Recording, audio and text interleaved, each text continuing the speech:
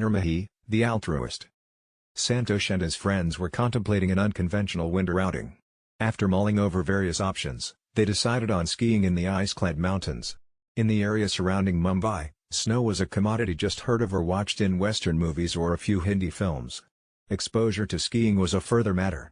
But this enthusiastic group was keen on doing something unusual. They decided on Mussoorie, the place near Dehradun. Instead of going just sightseeing, they planned to try out skiing. They gathered woolen clothing from all the possible sources since they were needed only for 2 to 3 weeks. Taking flight up to Dehradun, and a bus ride, later on, they reached Mussoorie on 5 January at 10 o'clock in the night. They took some accommodation for the night.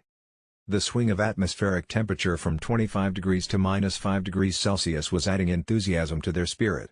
The next day morning, they went to the skiing resort, hired all the gear needed and joined a training center. After a brief introduction on the skis, the poles, the goggles, the postures while skiing down, etc., Santosh and his group had a stint with the snow-clad mountains. They had training sessions throughout the day. All of them enjoyed skiing a lot. The group gathered at the dinner table. They were not content with their experience. They wanted more encounters with the snow, to have some more rounds of skiing. They decided to stay on and continue skiing. But Santosh was thinking a little differently. He was tempted to go on hiking in this area. He also knew that none of his friends would agree with this idea. So he had some plans to stray while skiing and execute further ideas. The next day morning, all of them reached the skiing training center. They collected their skiing gear and with a little experience they had, they started skiing on their own. Every one of them was enjoying skiing. They were tracing the tracks chalked out. But at the first opportunity, Santosh deviated and continued skiing down. And he was on a track where none of the skiers had gone. He could not control his pace and continued at very high speeds. He was going down and down enjoying the beauty of nature. On both sides were thick forests of tall pine trees with snow stuck to their leaves.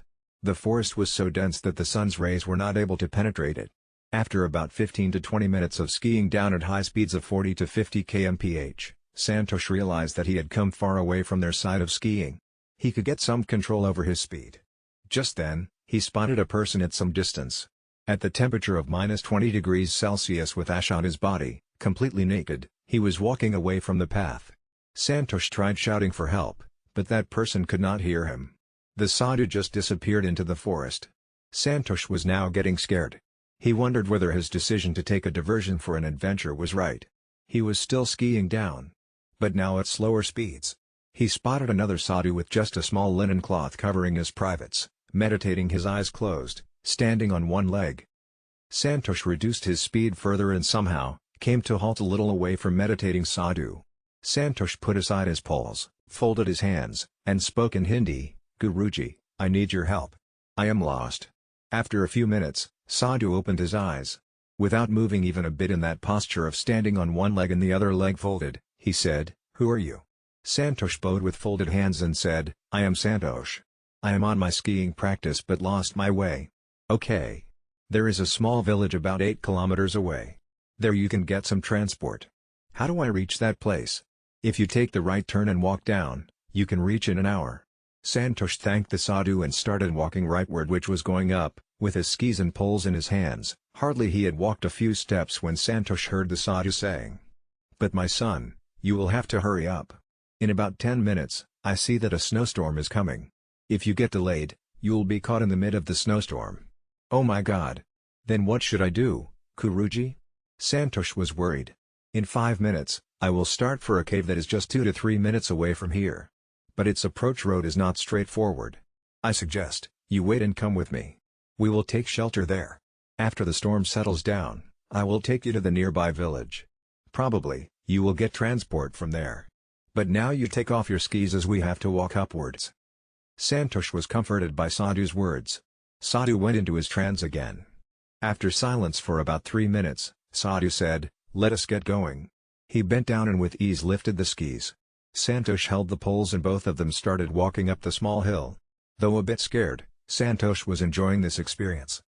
They reached a rocky area. Sadhu jumped over a small rock with skis in one hand. Then he pulled Santosh up by giving him hand. Somehow, Santosh was in front of a cave that was closed with a big log of wood which the sadhu moved and both of them entered the cave. At that moment, a fast breeze started blowing. The sky became overcast, turning the atmosphere dark and gloomy. Soon it started snowing. Sadhu moved the log swiftly and closed the cave. It became pitch dark inside the cave. Sadhu moved inside and picked up a lantern and even lighted it. The entire cave was dimly lit. Santosh took out his mobile and checked for the network. As expected, the network was not available. There were a few gaps from where the wind was leaking in. The cave had become freezing cold. Santosh wondered, with all the woolen clothes on, he was finding the cave unbearably cold. But the sadhu with his small linen was comfortable. The snowstorm continued with its frenzy. Santosh was now very worried. After half an hour, the storm slowed down. Santosh asked Sadhu, "When will it stop completely?" "Don't worry, the sun will shine brightly in a short time. We will start immediately." Santosh was extremely hungry. He was wanting to eat something. But he could not ask the sadhu about food. The sadhu went to one corner and picked up some fruit that he had collected for the eventuality. He handed over one mango-like fruit to Santosh. "Have this fruit. You must be hungry. After we reach the village, you can get lunch." Santosh ate the fruit. He thought there must be another fruit that sadhu would eat. But there was none. Sadhu had remained hungry himself. Santosh felt guilty that without giving any thought to whether there was any more fruit that sadhu would eat, he had finished the fruit all alone. He was overwhelmed by Sadhu's gesture. Selfless. Santosh bowed down and touched Sadhu's feet. "Guruji, please excuse me for my selfishness. I am ashamed." Sadhu lifted him, holding both hands. "Don't worry, my son. You have not done anything wrong." Santosh had tearful eyes. Slowly, after a couple of hours, the storm stopped. The sky started getting cleared. The sun was shining brightly. The time must be 4 in the afternoon. Sadhu moved the log of wood opening the cave. They both moved out of the cave. The snow collected was ankle deep. Sadhu picked up the skis with ease.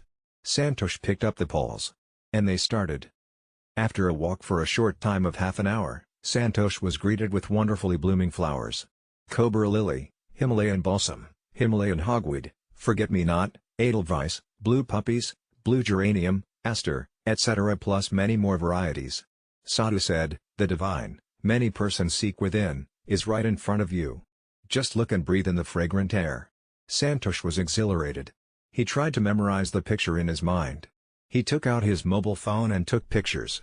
They came across a small rivulet with crystal clear water. It was flowing with a soft burble. A small wooden bridge helped them to cross this stream.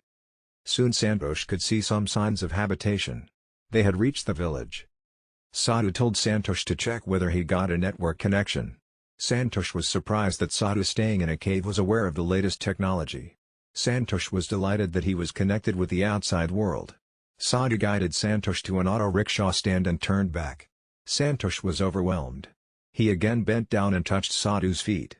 A few tears wet Sadhu's feet. Sadhu picked up Santosh with his both hands. Santosh saw affection flowing out of Sadhu's eyes. Santosh asked, "Guruji, am I fortunate enough to give some cash to you? This will come in handy in any emergency." Guruji said, "Haven't you learned anything in the last 4 to 5 hours?" Santosh was embarrassed. "Guruji, may I know your name please?" In a choked voice Santosh asked. "Nirmahi," he said, and started back to his living place, the cave. Santosh found out that it would take an hour if snowstorms didn't intercept, to reach Mussoorie. With network connected, Santosh could contact his friends. After loading the skis, and poles in the auto rickshaw, the rickshaw started to go to Mussoorie. Santosh was lost in thoughts. Nirmahi, the altruist. Haven't I learned from this great person at least this much? At Mussoorie, his friends were waiting for him. All of them were delighted to find Santosh unharmed. "Where were you? Were you not affected by the snowstorm?" "I got diverted and lost my path. And I met a sadhu, a saint." Santosh told the entire story. After reaching Mumbai, Santosh had many more stories to tell about his experience. But he was the most influenced by Nirmahi, the altruist.